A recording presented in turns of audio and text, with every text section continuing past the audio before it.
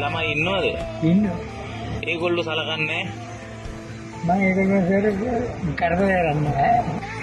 තාත්තගෙන ඉන්නේ නේද? දරුවන්ට කරදර කරන්නේ නැහැ නේ. මම කීයක් කරුවාගෙන මගේ පාටි කීයක්.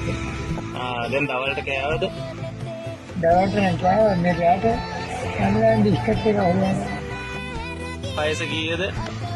72ක්. 72ක් වෙනවා. ළමයි කීයක් ඉන්නවද තාත්තට?